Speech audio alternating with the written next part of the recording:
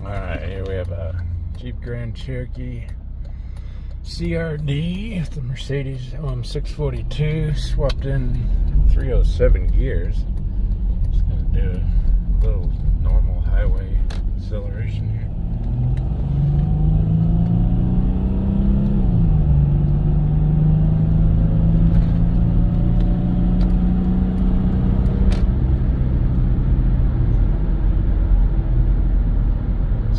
Fifth gear, it's way more relaxed. 70 miles an hour, 2100 RPM or thereabouts. Go to fourth.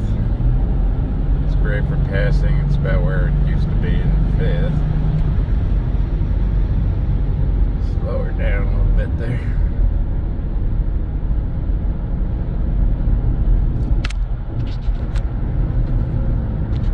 Back to fifth, 65, 2000 RPM. Totally different Jeep now. See how long these hold up for with all the extra torque that were on the V6 model. But if you're thinking about it, I think it was totally worth it. Let's add a little bit more here, just driving around town normally. Tell it took a little bit off the takeoff, but it's totally fine. I live in the mountains, and driving down the hill, I used to go down in third and use my brakes a lot second.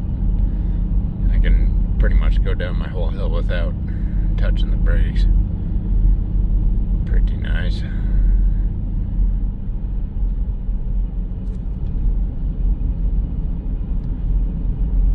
Got these differentials out of the junkyard. They had unknown miles. One of them's got a little bit of howl, but can't tell if it's the CV or the bearings in the diff yet.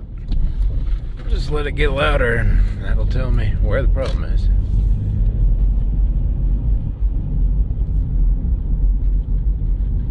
Just cruising around normal city traffic. It's shifts a lot smoother when you put it into drive and reverse. It's much more smooth. I did reset the adaptives on the transmission, so it's taken a little while to get back to a comfortable shifting pattern, but other than that, I have no complaints yet. One thing is, I don't think towing is going to be nearly the rated CRD capacity of 7,600 pounds. The leverage that's applied to these differentials will be changed significantly, so it's probably back down to somewhere where the V6 gas Cherokee is, somewhere around 4,000 pounds.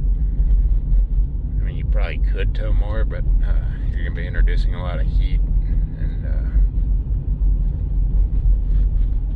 probably not great, so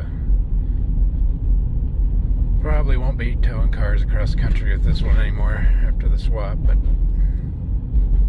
it's great for cruising around.